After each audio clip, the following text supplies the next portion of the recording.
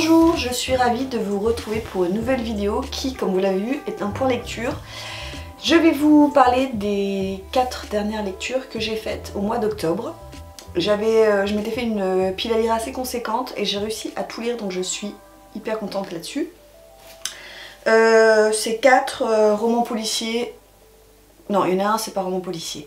Mais 3, enfin, vous allez voir, j'en ai 4. Sur les 4, j'en ai 3, ça s'apparente à du polar, à du thriller, et un qui est plutôt contemporain. Je vais commencer par ma déception. C'est le dernier livre d'ailleurs que j'ai lu dans ce mois d'octobre. C'est L'énigme des Foster de Robert Goddard aux éditions Sonatine, qui est sorti en poche depuis bien longtemps. Moi, je l'avais acheté d'occasion sur Gibert. Et j'aime bien les éditions Sonatine. Je trouve que c'est très agréable à lire. Alors, c'est un roman qui est une espèce de polar, comme sait le faire Robert Goddard. C'est pas mon premier livre de cet auteur, j'en ai déjà lu plusieurs. Mais alors, qu'est-ce que c'était long, mon Dieu, qu'est-ce que c'était long. En fait, l'intrigue débute en 1969, dans mes souvenirs. On est avec un jeune homme qui s'appelle Jonathan Kellaway, qui travaille pour une grande firme. Et il va faire ami avec les enfants les héritiers en fait de cette firme. Donc on a Oliver d'un côté et on a Vivienne de l'autre. Et en fait, quelques années plus tôt, le père d'Oliver et de Vivienne s'est suicidé. Les enfants n'arrivent pas vraiment à s'en remettre et Oliver est persuadé que ce n'est pas un suicide mais qu'il y a quelque chose derrière, que c'est peut-être un meurtre. Et très vite, on va se rendre compte que dans les archives de la firme, il manque tout un pan en fait, des archives. Certaines années ont manqué, donc on se dit qui a pu voler ces archives qui a priori ne représentent rien et pour quelle raison. Voilà. Et l'enquête va partir là-dessus. Que c'était long, avec des tours et des détours, des circonvolutions pour pas grand chose au final. Donc on va suivre Jonathan, en fait on est de son point de vue, et en fait on va changer d'époque, on va être en 69, après on va être en 84, en 2010, alors qu'il a une soixantaine d'années, etc., etc. Et en fait, il se passe plein de choses au fur et à mesure des époques, et on comprend pas bien où l'auteur va en venir. On pense partir sur une piste plutôt historique, puisqu'à un moment donné on nous parle de la Seconde Guerre mondiale, donc moi je m'étais dit bon, c'est un rapport avec ça. Et en fait, quand on lit, donc la révélation se fait dans les 2 derniers chapitres, on se dit, en fait, tout ça pour ça. Mais, ouais, c'était hyper lent, hyper long. Et j'ai été hyper déçue par le dénouement, en fait, parce qu'il ne se passe pas grand-chose.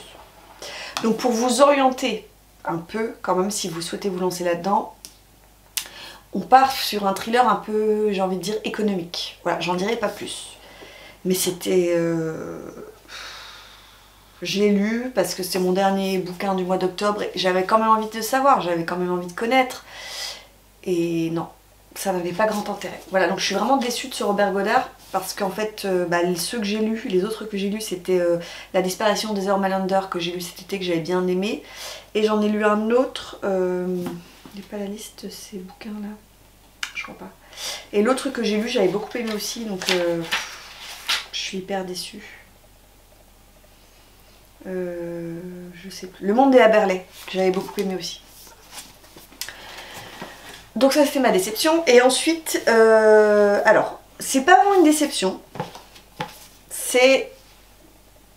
Donc je vais m'expliquer. On est avec... Donc c'est Le Petit Copain de Donna Tartt. C'est publié aux éditions Pocket. Donna Tartt a écrit 3 romans. Elle a écrit Le Maître des Illusions, que je vous conseille, qui est un chef-d'œuvre pour moi. Le Chardonneret, que je place en top 2, et Le Petit Copain. Donc c'était le seul qui me restait à lire d'elle. Et en fait, quand on lit la 4e de couverture, on a l'impression qu'on va partir dans un polar. Puisqu'on nous dit que dans une petite ville du sud des États-Unis, Harriet grandit dans l'ombre d'un frère décédé retrouvé pendu à un arbre du jardin. Donc ça se passe dans le prologue. En effet, lors d'une fête de famille, Robin, 9 ans, ouais c'est ça, Robin 9 ans est découvert pendu à un arbre et on en conclut à un meurtre qui ne sera jamais élucidé. Harriet à ce moment-là, c'est un bébé. Et donc là on fait un bond dans le temps. Harriet elle a 12 ans, elle va essayer de trouver l'assassin et d'exercer sa vengeance. Donc moi je me suis dit, ouah, trop bien, on va partir dans un polar mené par en plus une gamine de 12 ans qui va mener son enquête. J'étais partie dans cette optique et en fait pas du tout. Pas du tout, pas du tout. C'est un roman en fait sur... En fait c'est une fresque sociale, une fresque familiale. Un roman sur un monde qui s'écroule, le monde d'Harriet qui passe de l'enfance à l'adolescence. Je l'ai lu en lecture commune et avec les filles, on n'arrivait pas vraiment à dater. En fait il n'y a pas de date.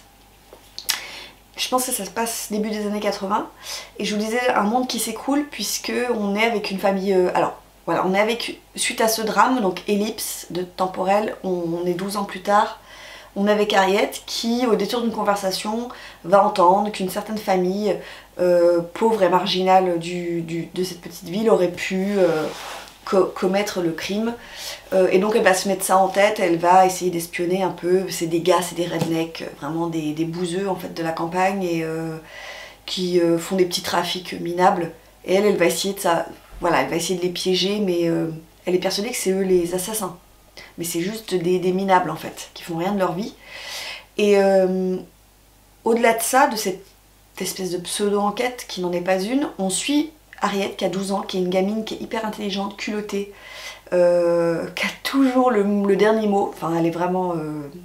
je l'ai adorée. Elle est avec son petit copain, enfin son ami, et en fait on va la suivre dans sa famille. Elle est entourée de femmes parce que le père, son père s'est séparé de sa mère. Alors ils vivent très bien, c'est une famille blanche, aisée. La mère est complètement en dépression depuis qu'elle a perdu son fils.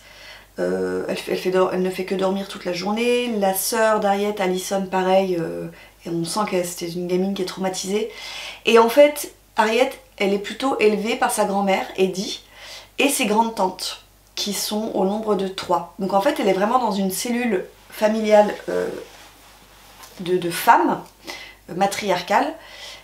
Et en fait, c'est vraiment la vie dans cette famille, comment est-ce qu'on se reconstruit après le deuil d'un enfant. Et on voit à travers les yeux d'Harriet tout aussi l'évolution de la société avec cette famille blanche aisée qui se fait toujours servir par des noirs, des femmes de ménage noires, l'homme à tout faire, dans la maison il est noir et on sent que ce monde là, donc on nous dit qu'on est dans un état du sud, hein, je crois qu'on est dans le Mississippi, est en train de se déliter. On est avec des espèces de relents, je dirais pas d'esclavagisme, je dirais pas jusque là, mais de ségrégation, où on voit clairement que les noirs dans la ville sont dans leur quartier pauvre, isolés des blancs, et que les blancs sont toujours là à les titiller, à les embêter. Et on sent que ce monde-là, où les noirs sont au service des blancs, est en train de se craqueler. Donc c'est aussi cette vision d'un monde pour Harriet qui bascule dans une certaine forme de modernité en fait, et qui fait fi de ce que les États du Sud ont pu mettre en place les années précédentes. Ça sent la poussière, ça sent le soleil, ça sent la chaleur, donc on n'est pas dans une enquête du tout. On suit vraiment Harriet qui enquête, j'aime pas trop ce mot, qui essaie d'en savoir plus sur cette famille marginale. On la suit dans sa famille à elle. On voit que c'est pas tous les jours facile, elle est un peu laissée, à elle-même, laissée pour compte. Et en cela, j'ai aimé le bouquin. Et puis c'est Donna Tartt, elle écrit toujours très très bien, hein, et elle donne une vision des États-Unis qui est vraiment incroyable. Mais n'allez pas vous dire, ouais, je vais lire une enquête en fait sur le décès, sur le meurtre de ce gamin. Enquête jamais résolue. D'ailleurs, on ne sait pas à la fin. Hein. Vous ne savez pas si c'est vraiment un meurtre, si c'est un suicide, si c'est un meurtre qui a tué, il n'y a pas de solution. Donc ne partez pas en vous disant, c'est comme une brique, hein, 845 pages, ne vous partez pas en vous disant je vais lire un polar, parce que vous serez déçus. Mais après voilà, c'est du Donna Tartt. Moi je vous conseille véritablement Le Maître des Illusions, qui pour moi est un véritable chef-d'œuvre.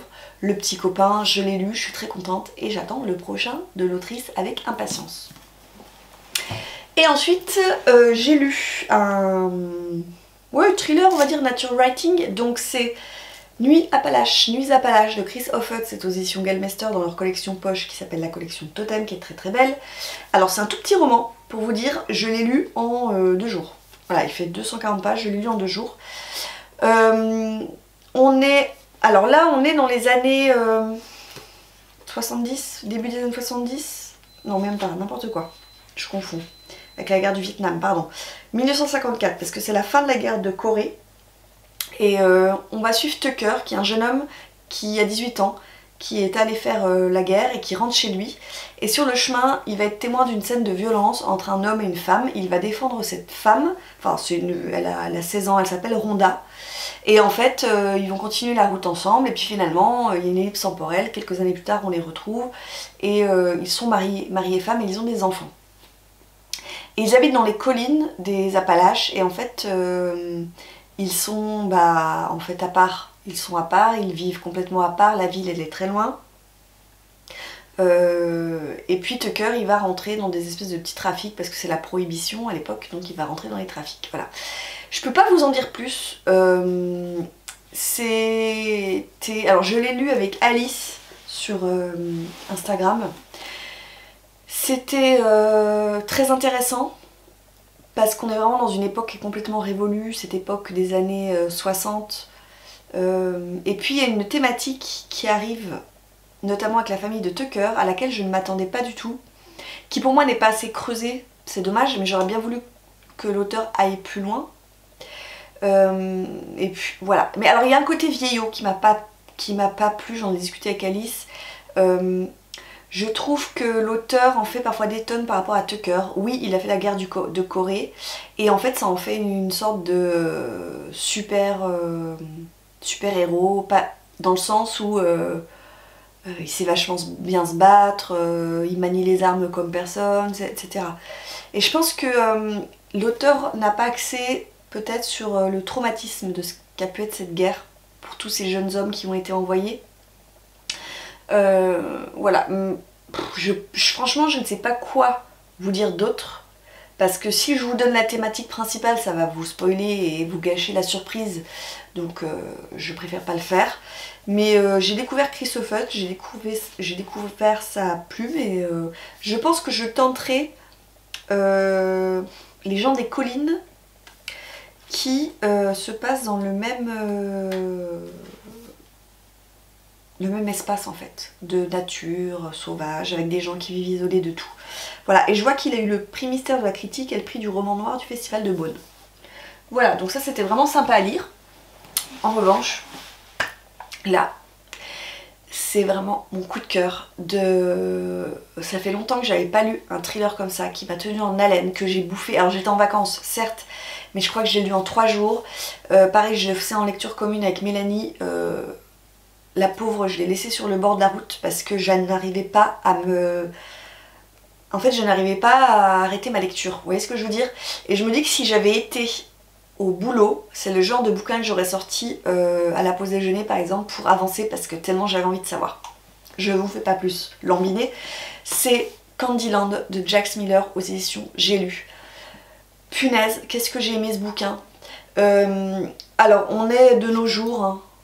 Non, on n'est pas du tout de nos... Oui, on est de nos jours. On est avec Braxton, qui est flic, complètement alcoolique. Mais vraiment au plus haut point. Et il est bientôt à la retraite. Il lui reste une semaine avant d'être à la retraite. Et en fait, un jour, il va être interpellé par une femme qui fait du trafic dans les montagnes. Alors c'est marrant parce qu'on est aussi dans les Appalaches. On est aussi là. Donc déjà, vous imaginez, on est dans une ville... Je sais plus comment elle s'appelle cette ville.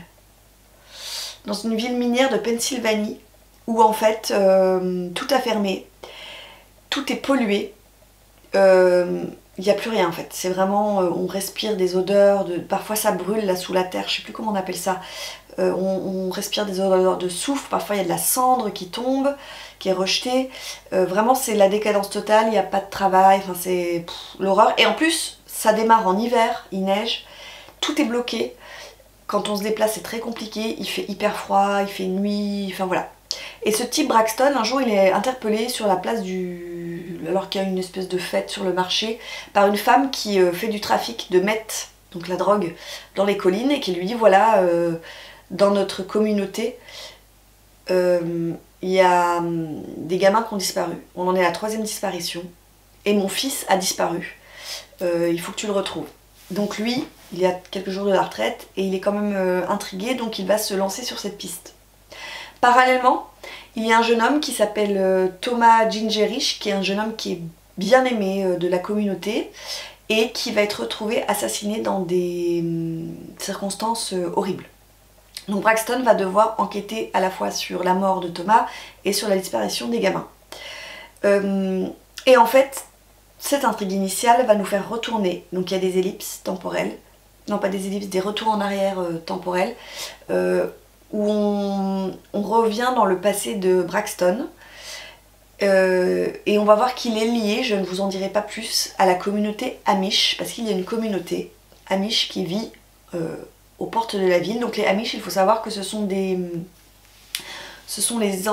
descendants, pardon, si je dis pas de bêtises, des Hollandais qui ont émigré aux États-Unis, qui ont fondé une communauté religieuse chrétienne assez stricte et qui vivent en gros comme au 19e siècle, comme leurs ancêtres vivaient, c'est-à-dire qu'ils n'ont pas de voiture, ils n'ont pas de téléphone.